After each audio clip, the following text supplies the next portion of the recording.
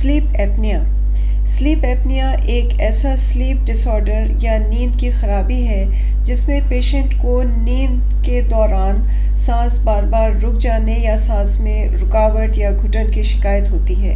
اگر اس بیماری کا صحیح وقت پر اور صحیح طریقے سے ٹریٹمنٹ نہ کروایا جائے تو یہ دوسری بہت سی مہلک بیماریوں کا سبب بن سکتی ہے، جیسے کہ دل کے امراض، high blood pressure, stroke, diabetes وغیرہ۔ سانس کی رکاوٹ عام طور پر خراٹوں کا سبب بنتی ہے۔ نیند پوری نہ ہونے کے باعث سلیپ ایپنیا کا مریض دن بھر تھکاوٹ کا شکار رہتا ہے اور اس کے جسم میں آکسیجن کی کمی واقع ہو جاتی ہے۔ سلیپ ایپنیا کی اقسام کے بارے میں بات کی جائے تو اس میں دو اقسام پائی جاتی ہیں، آبسٹرکٹیو اور سینٹرل۔ آبسٹرکٹیو سلیپ ایپنیا میں مریض کا سانس نیند کے دوران متعدد بار مکمل یا جزوی طور پر رکنے لگتا ہے۔ ایسے میں چیسٹ اور ڈایافرام کے مسلز کو بہت طاقت اور محنت درکار ہوتی ہے ایئر وے کو کھولنے کے لیے۔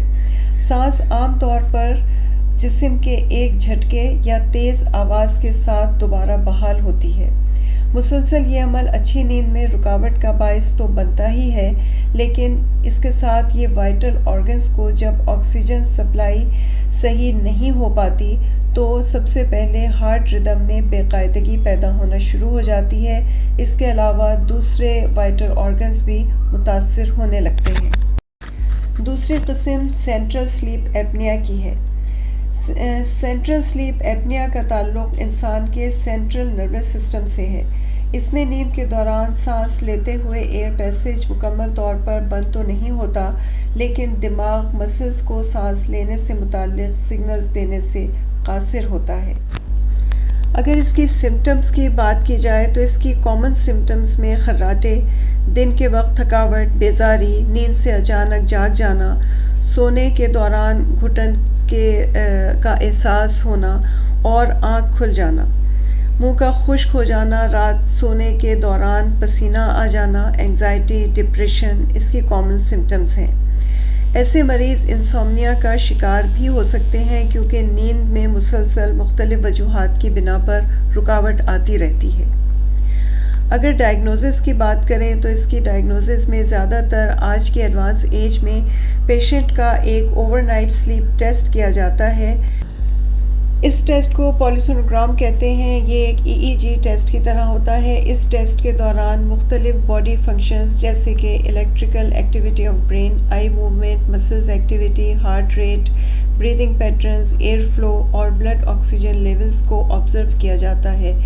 اس طرح سلیپ ایپنیا ہے یا نہیں اور کس لیول کا ہے اس کا اندازہ لگایا جاتا ہے۔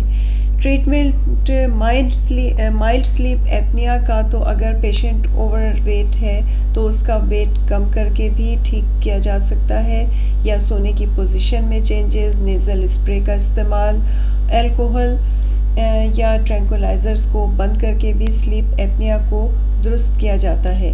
لیکن اگر سلیپ ایپنیا سیویریٹی اختیار کر جائے تو پھر ایسے میں سی پیپ ڈیوائسز اور ڈیفرنٹ گیجٹس کا استعمال مریض کو کروایا جاتا ہے۔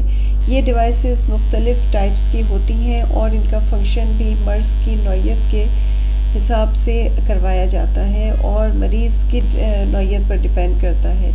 سلیپ ایپنیا ایک ایسا مرض ہے جس کو بروقت ٹریٹ کیا جانا چاہیے تاکہ اس کے باعث ہونے والے دوسرے مہلک امراض سے انسان کو بچایا جا سکے۔